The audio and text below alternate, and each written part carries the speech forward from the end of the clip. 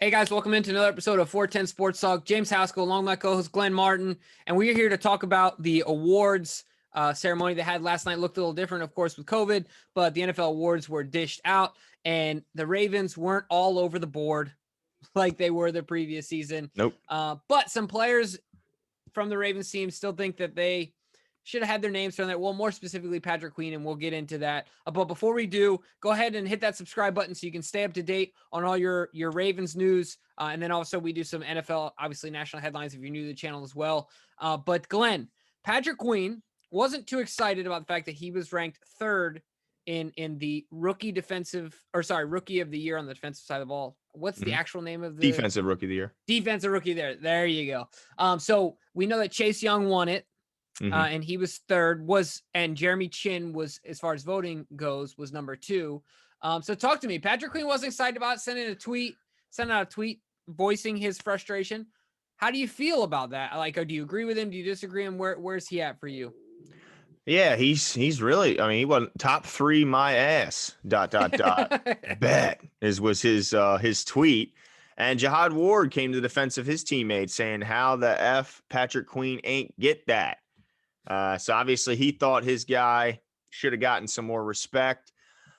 This one's I think he has an argument. And the reason I'll say this is, look, I mean, I understand that Patrick Queen had, his normal rookie struggles. Is a guy who only started 1 year in college ball and then came into a very unique NFL season with no training camp and no preseason games.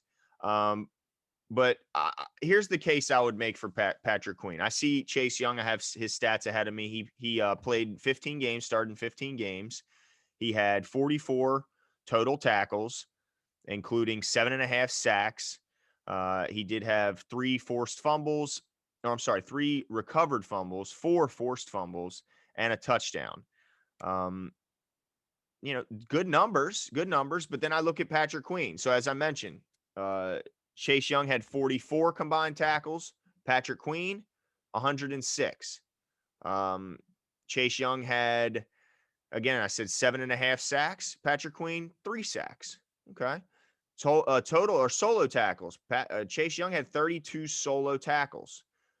Queen more than doubled that with 66. Now you say, well, he must have been, he terrorized the quarterback. Well, he did pretty good. Chase Young had 12 QB hits on the season. Patrick Queen had 10, just 2 behind. Well, you say tackles for loss, right? Well, Chase Young, he had 10 tackles for loss on the season. Patrick Queen, 9, just 1 behind. He had 2 pass breakups on the season. Chase Young had 4, so he batted 2 more balls down over the course of an entire season. Patrick Queen had a touchdown, Chase Young a touchdown. So to me, statistically, I can see why Patrick Queen would have an argument. I mean, he played 80% of the snaps, started all 16 games for one of the top defenses in the league. So I can see now the guy that came in second place, Jeremy Chin, another guy, had a fantastic season. He actually had more total tackles than Patrick Queen with 117, which was 11 more. As a safety. So he had 11 more tackles overall. So I can see why he would have an argument. He did have 2 touchdowns to Queen's 1. So I can see why, people would argue that, but I think Chase Young got the nod because when you look at talent evaluators, the non-biased ones, like we like to look at, like PFF or listen to the pundits. I mean, PFF, I believe, ranked him as the top D end after week 12 in the entire league. So there's no doubt that he commanded the attention of the opposing offensive coordinators. I'm sure he was facing double teams and sometimes maybe even triple teams with maybe a chip from the backfield or a tight end who's chipping before he's going out. So I understand that, maybe if you really dove into the tape, I think that's why Chase Young ended up winning.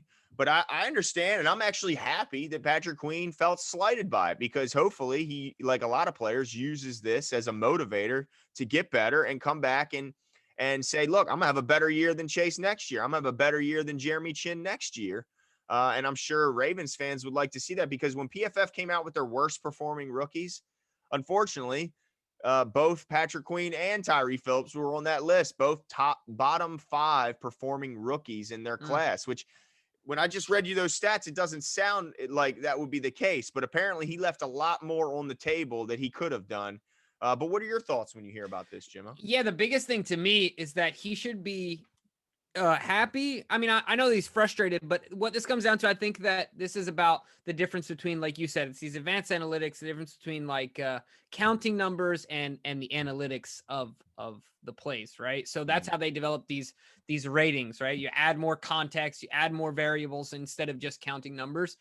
Because if I think that, you go back 10, 15 years, I think his chances are much more increased. But now with like you said, with all of this additional analytics in there, I think it definitely hurts him. But the reason I think he should be happy is because his activity was extremely high, and fair to say that of the three, if you look all throughout, all the statistics, while Jeremy Chin's was also very high, I think Patrick Queen's was the highest, probably the most snaps. Definitely, he was all over the field, and once again, his activity was high. But it's only really about the small things that are going to boost his PFF rating or all these other ratings and things like that. So it's not about the things that he can't do. Right. So I think that that's important. To me, it's only about the small things, like he can learn to wrap up better. I think that he can learn to get better in coverage. I think he has the athletic ability to. It's not that he's too slow. It's not that he's, not left to right, sideline to sideline, athletic enough or anything like that. Right. He has all the gifts. And so while it's frustrating, I would say just take it as it is and just know, okay, these are the things that I need to fine tune and get better at. But it's not that it's something that he can't do or his activity level isn't high enough. No, I mean, it sucks for him, but I get the other two. It's just it's a matter of rating. Like you said, it's the advanced analytics and Chase Young. I also think in every vote, there's natural bias, that exists. We're humans. Like, it is literally impossible to separate ourselves from that. But, he was the higher pick. And so naturally it's just like something that costs more. We automatically think it's better than a thing that's less, right? Typically, because we associate we associate dollar with value. So Chase Young was taken higher in the pick. He's considered a higher value player than Patrick Queen. So all those things come into play. But what I'm trying to say overall, Glenn, is that I think that if I'm Patrick Queen, if I got a second to take a step back, I'm encouraged by the fact that this is what I did in my rookie year. Like you said, no offseason. Very young at my position. I was able to accomplish X, Y, and Z. Wait till I get a true offseason underneath my belt. Wait till I get more experience at the position, get more familiar with the defense, and just fine tune some of the things that I struggled at. And I think he's going to take off, Yeah. And yeah, absolutely. And I think that, look, there's no doubt that Chase Young was benefited by being surrounded in that front seven by first round talent at virtually every position. That front line that they had in Washington was absolutely unbelievable. But, I look at, Chase Young played 770 snaps. Patrick Queen played 858. And Jeremy Chin, surprisingly, 967 defensive snaps, played 91% of his snaps. So I can easily make a case for any of these top three guys. And, look, I also say this: Patrick Queen won Defensive Player of the Week in Week 5 this year. Chase Young, unless I'm missing it, he didn't have a Defensive Player of the Week all year. I'm looking at the numbers right now. He didn't have one. So I can see why both Chin and Queen could make an argument, but at the end of the day, I'm not sure how much this really matters. I mean, I think everyone likes to be appreciated but I think that Patrick Queen should be happy that he was top three. I mean, that's a pretty cool honor. I'm sure we'd all love to win, as many awards as we can, but at the end of the day, it's just an award. It doesn't really matter too much. I mean, I guess it could be brought up as an agent if you're talking contract extension. You could say, look, my guy just won Defensive Rookie of the Year. That says something. But at the end of the day, it's still on him to get better, continue to get. And honestly, I'm happy with Patrick Queen. I know that some fans were disappointed in his pass coverage, and I think that he left a lot as a run defender as well. He was getting lost in the wash a lot of times, not seeing the cutback lane for the running back and not filling the correct gap. So he's still got a lot of room to grow. So basically my thing is, as good as he was as a rookie, he's still got such a higher ceiling above him that as a Ravens fan, I'm happy to see that. I am I think that the middle linebacker position or the inside linebacker position for Baltimore is good for years to come with him, with possibly bringing back, and I hopeful to bring back Chris Board. And then obviously Malik Harrison. And I think LJ Fort's one of the more underrated linebackers in the league and a great ad for the Ravens. So I'm excited for him in his future. And I could have made an argument for him winning Defensive Player of the Year, but Sure. I see why Chase won it. Yeah, absolutely. So let us know what you guys think. Are you encouraged by Patrick Queen overall? Does he have a right to gripe about being third? Give us all your thoughts on his season, and we'll talk to you guys soon. See you.